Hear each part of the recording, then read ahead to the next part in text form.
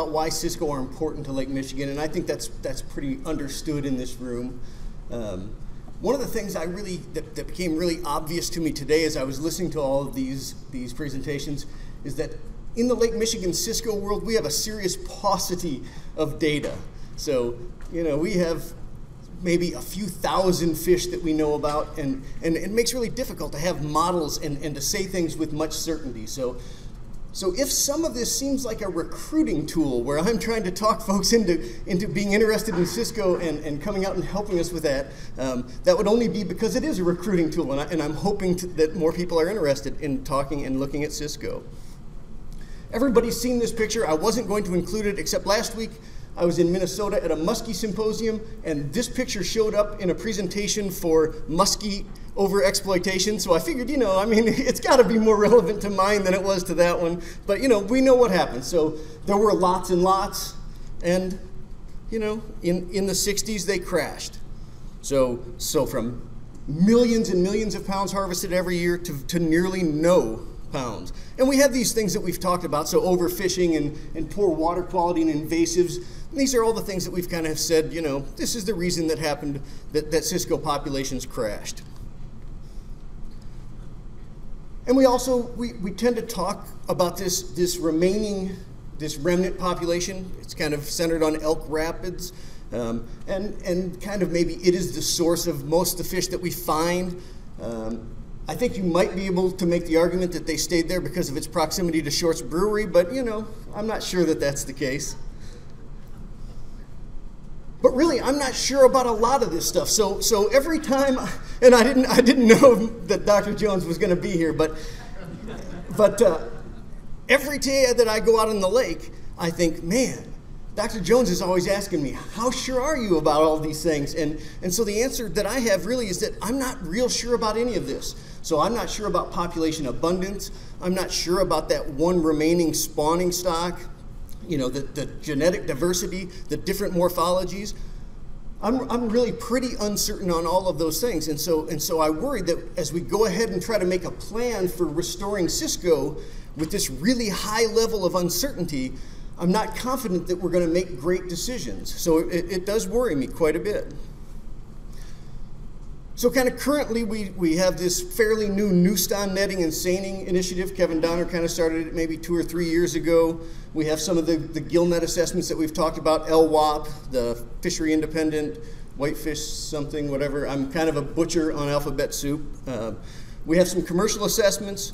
We have a forage survey. I believe they caught a couple Cisco this year, kind of for the first time. We have a creel survey that Cisco are starting to show up in. And then we have this data series down at the Ludington Pump Storage Plant that Cisco show up in. So I'm going to kind of look through these fairly scarce data sets and maybe try to tell a story and maybe enlist as much help looking for Cisco information as I can. So when we go out with the Newston nets, we're super effective at catching corygonids. We're a lot less effective at determining which ones are whitefish and which ones are Cisco. But a month or so later in the year when we go out with seines, we can determine Cisco and whitefish. The red stars are places that larval Cisco have shown up in the seines. The little black dots are places where seining efforts have taken place, but no Cisco have been identified. So, we have young fish showing up throughout most of the 1836 waters, and we have very little effort to have looked at them down in these southern spots. So they're maybe there, they're maybe not there. And then kind of our most effective maybe gill net survey is one that Randy Claremont's been doing for 10-ish years or so at Elk Rapids. So these are the catches at the peak time, so peak spawning time. And the only one that's not increasing is that 2012 year. Randy assures me that he missed the peak on that year, and that had he not missed peak spawn, that number would also be up high around the 100 fish per 1,000 feet. So there's some evidence that something is kind of happening at Elk Rapids. More fish are showing up on that Elk Rapids spawning reef. Commercial harvest, so picking up where the old commercial figure left off, it goes along at 0, maybe a little peak around the year 2000, and then the last 3 or 4 years, quite a few more fish show up in the commercial harvest. But again, it's 7,000 pounds, so 3 orders of magnitude less than these historic levels. One thing that I did find a little bit interesting, though, was that at least a quarter of this harvest was up in those top 3 rows, so places quite a ways away from this Elk Rapids known spawning area. So are these young fish that are swimming up north to be caught, or is there something else going on in this northern part of Lake Michigan? I don't know the answer, but I'm curious about it. A pretty similar trend is in the recreational harvest. So one little kind of a spike around the year 2000, then pretty low numbers, and then the last 5 or 6 years, quite a few more fish are showing up. They show up in pretty limited places, really all right centered on that known remnant population, with the exception of there was one year when a bunch of fish showed up in northern Green Bay. So that was one of the first years that we had creel data on Cisco. A bunch of Cisco showed up in that data and have not shown up since. So the historic fishery, or the recreational fishery center, is kind of right on this Elk Rapids site. I would also argue, though, that the effort for Cisco centers on that exact same spot. So some of that area out there in the blue, there's very little effort, so it's hard to know whether fish would be caught there. So then way down to the south, kind of a long ways south, maybe our southernmost place that we have a lot of data from, at the Ludington Pump Storage Plant, we have this little bit of a blip shortly after the year 2000, and then the last 3 or 4 years, a bunch of fish are getting caught there, or relatively a bunch of fish. 3 or 4 fish per night. So I wanted to, this thing's had a whole bunch of different shapes as I've thought about it, so I'm going to skip ahead a couple slides, and it's a kind of messy picture, and I did some algebra to scale things up, but I wanted to look at, is there something that looks like maybe something's going on? And I would argue that maybe there is a little something going on. Certainly the last 5 years, I believe that Cisco numbers are going up pretty significantly.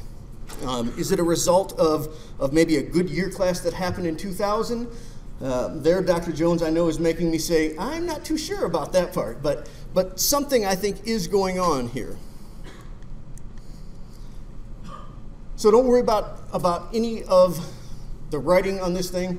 This is just a figure that shows where Cisco were captured last year. So kind of what's interesting to me is that juvenile fish were caught from Grand Haven all the way around to Manistee, and that adult fish were caught from Pentwater all the way around the top to Two Rivers. So the distribution of fish, so it's probably not an abundant fish, but the distribution is probably wider than I had believed it was when I came to start working on these about a year ago. So then the last thing that makes me feel really uncertain, the assessment like LWAP is one of the tools that we use to really know about the lake. And when I think about some of the other species and the power of the sampling that happened in LWAP, they were able to run catch-at-age models and all these fancy things. But then when I look at how LWAP catches Cisco, really it doesn't catch Cisco. So Ted Tresca has 62 records for Cisco in LWAP. And so we did not a formal gear comparison. We did kind of a quickie off-the-cuff gear comparison. We set nets in the same places as our LWAP sites in Little Traverse Bay. Our LWAP catch is 0.04 fish per 1,000 feet. And if we just use monofilament nets, the exact same locations as the LWAP sites, but move them inshore, move them into like 10 feet of water or 20 feet of water, we catch 100 times that many fish. So I would never argue that there's a large population of Cisco, but I would argue that we haven't done a great job of sampling Cisco, and so we don't know how small that population is.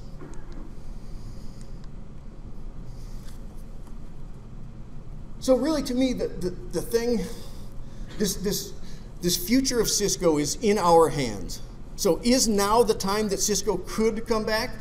Maybe it is. Maybe things like the alewife crash and some clean water and maybe an open niche allows this to be the time that Cisco come back. And so if that's true, this Cisco restoration is in our hands.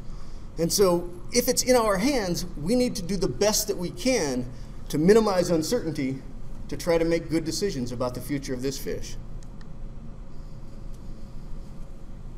And that's what's kind of happening in Cisco.